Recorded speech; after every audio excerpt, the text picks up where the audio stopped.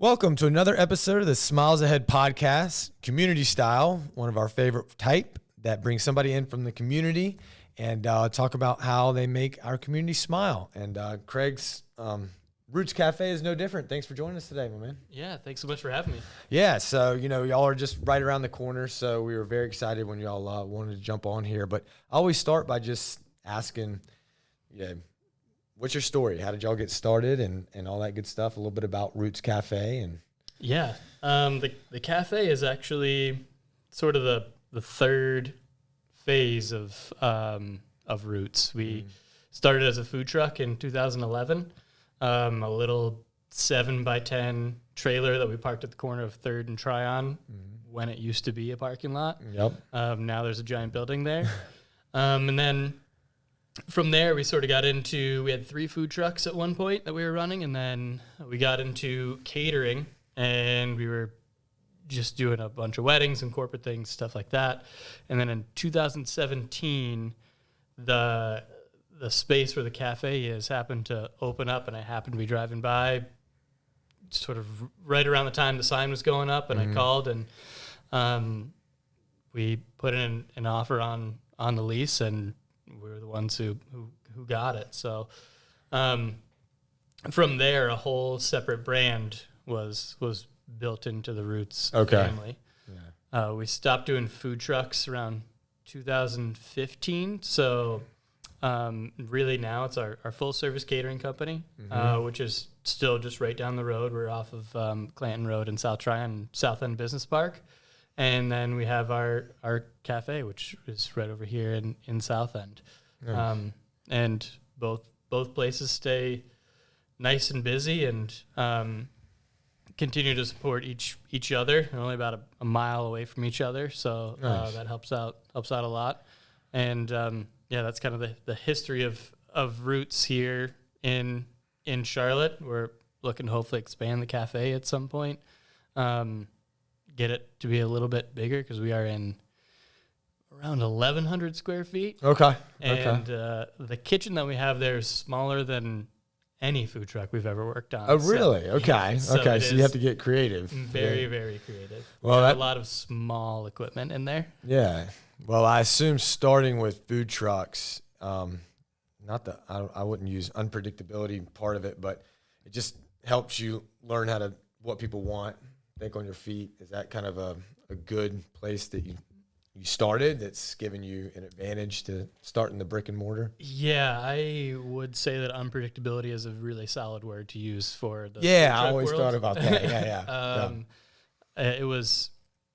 We chose a model where we were changing our menu almost daily. Okay. Based on kind of what we had in-house, what ingredients we got, from local farms, things like that. So we were kind of at an advantage where we weren't sort of stuck to one type of cuisine. We weren't just making pizzas or just making wraps or French fries or whatever it is. We had the freedom to do kind of anything we wanted to, which really allowed us to gauge what the Charlotte market wanted to eat at that time of the year, day, month, whatever it was. So if we woke up and it was kind of chilly and rainy on a April day that is usually 80 degrees, we could make chili that morning and take it out there and probably sell out of it. Right. But the unpredictability of, is it going to rain today? Are our pipes going to freeze in the food truck? Yeah. Are we going to have a propane issue? Are we going to get there and our spot's going to be blocked for some reason? Is there going to be a delivery happening? We can't get into the parking lot. Is there going to be some other event that's pulling everybody away from what we're trying to do and just take all of the business for that day? That was kind of the main reason why I got out of the food truck scene, was that I was just as much of a maintenance person as I was a chef at that point. So I was just chasing problems the whole time. Yeah. And I remember in 2018 or 2014, we went through a period in June where I think it rained for 30 days straight. That'll be tough least for at a some food truck. point at lunchtime. And so we were every day we were just losing money. And the hard part about having a food truck was if you do all your business on 1 or 2 days a week and you lose that one day, your whole week is kind of done. Shot. Yeah. No, that makes a lot of sense. And I kind of like the progression that you took in terms of starting that. Now you have a big background in culinary, correct? Personally. Yeah, I'm a chef by trade. Okay. And then forced to be a business person. Okay. by way of owning. Well, it sounds like you have a entrepreneurial spirit to you. I mean, nobody starts a food truck, has 3 of them, goes to a brick and mortar in one of the more competitive places in Charlotte and does well. It runs. It runs in my family. My grandfather started a machine shop in Rockville, Maryland, after he got out of the Army, and primarily repairing Model T and Model A engines. And then my dad took it over, and that shop has been running since 1962. Oh, wow. Okay. So you've seen it. You grew up with it. Yep. Yeah. And so I remember I was working at a country club here in Charlotte, and sort of classic sort of bigger food service operation. Eventually I was being asked to do a lot more and wear a lot more hats for exactly the same pay. I remember talking to my dad about it, and I was walking into a Marshall's to buy a button-down shirt and a tie because I was being asked to do some front of house managing, and I was a sous chef. Right. At the country club. I was like, I don't even have the clothes for this. Right.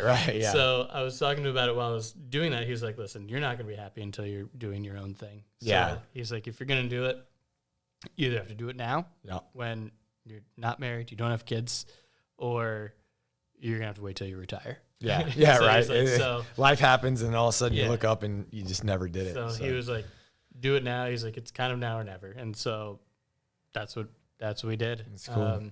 Well, back to Roots. I know you said 2017, you just kind of drove by and saw that space, but obviously you'd been thinking about that for a little bit of time. And I know with our orthodontic practices, what I did before we opened a number of them is kind of went to mentors, maybe in Columbia, different towns, and looked at their operations. Did you have any inspiration, or how did the whole idea of going brick and mortar and being like, this is what I'm going to do, this is the direction I'm going? Because I assume that it was a lot. Yeah, so it was mostly the idea for choosing the site was really location driven, and it was really just that random opportunity that sort of fell in my lap. Yeah. What was my girlfriend at the time, which is now my wife, we would meet for lunch at that spot. It used to be a restaurant called Cluck and Cup. Okay. And whenever we were there, we would sit there and just be like, man, this is a good location. Yeah. Tucked one street back off of South Boulevard. It's cozy. It doesn't feel like it's crazy busy, like outside, even though it really is. Mm-hmm. And I always said, like, man, if this space ever became available, I think I would jump on it. It's small. It's easy to manage. It's a really good sort of, call it a training wheels restaurant. Yeah, that's cool. And there was a vet next door, South End Vet, which is now just down the road here. Mm-hmm. I was taking one of our dogs to the vet, and that's when I noticed the sign. Oh, and so that's how the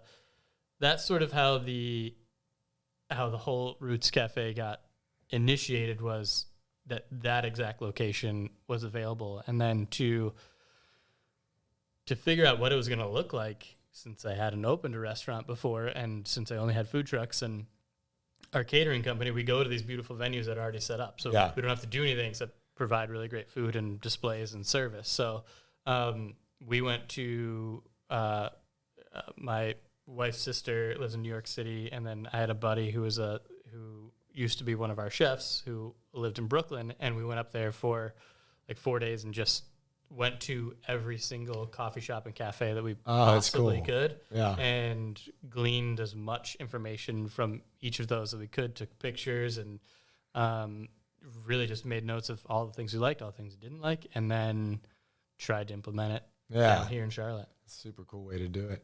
Now, for our audience, going into Roots Cafe, if they haven't been there, what's the feel? What's the expectation food-wise? What was y'all's vision, and how is it?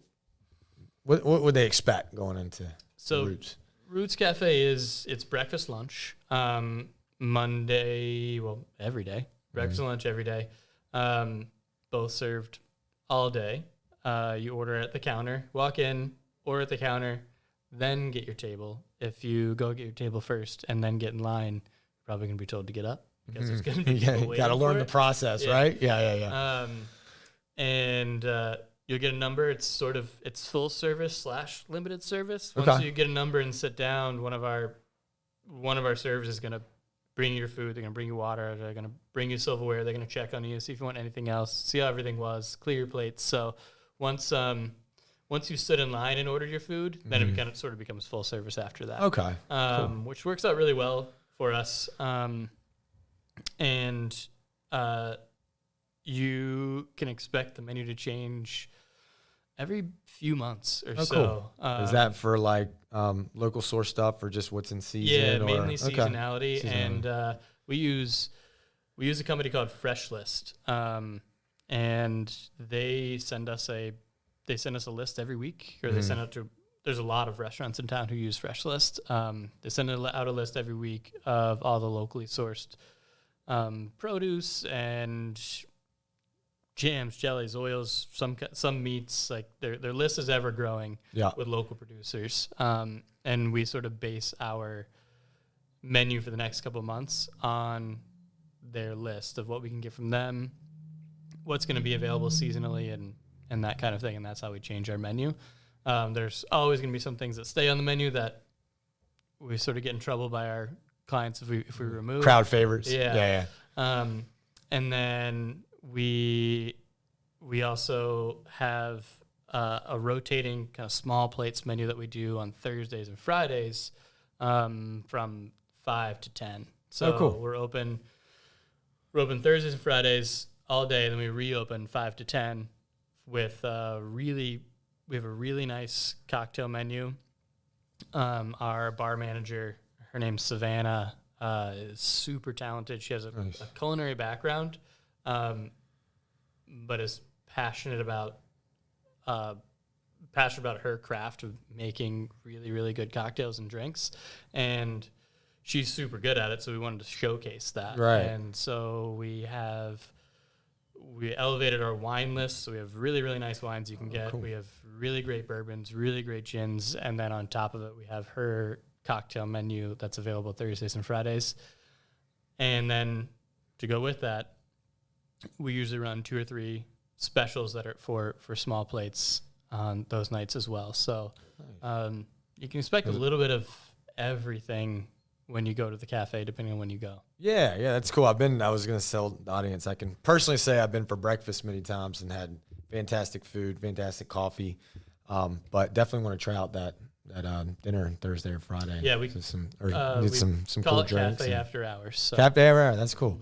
And y'all, being a community podcast here, you see a lot of the same faces in there. Is it a lot of local people or just a lot of traffic in there? And it's a lot during the week and on the weekends. Really, it's a lot of regulars. Yeah. We have a coffee subscription program, so you pay monthly, and that's awesome. You can just basically come in and get whatever you want as far as coffee goes. And we have we probably have 30 or 40 people who are on the subscription, so we see those people almost every day. Yeah. And then we have people who come in and will work and order food and have meetings there on a really regular basis. And then on the weekends, it seems like South End sort of just lines up at the door to try to find a seat. But we're really, really small. So, like I said, hopefully expansion is coming soon. But currently, you got to either come early or come late Yeah. in order to. Well, good. Well, that shows that it's good. You know, a lot of people are liking it. And I won't keep you too much longer, but I always like to ask people working in the industry, you know, chef by trade, do you still like to be part of the cooking part of it, the chefing part, or are you more on the business part? Do you have a favorite thing that you do personally? Cooking is my favorite thing. Okay, yeah, so still chef by trade. If you could just do that, if I could just be the highest paid line cook, at Roots, that's what I would do. We see that a lot in the dentist and orthodontic, you know, business. You learn all this trade to do the teeth part, and then you have to learn the business part. By necessity. By necessity. Yeah. That's right. Well, we really appreciate you coming on. So everyone go check out Roots Cafe. They're right here in South End. As Craig was saying, they're open 7 days a week. And then even Thursday and Friday, they have some after hours cafe stuff with some awesome drinks and food. So really excited to test that out. And thanks so much for coming on. Yeah, thanks so much for having me. All right. Thanks, guys. See you next time for another episode of the Smiles Ahead podcast. Thanks for listening to the Smiles Ahead podcast, powered by Burrow Welchel Culp Orthodontics. Be sure to leave a rating, hit that subscribe button, and if you have more questions, you can reach out to me directly at sam@bwcortho.com. That's sam@bwcortho.com. You can also visit our website, bwcortho.com, and we will be happy to answer any questions you might have.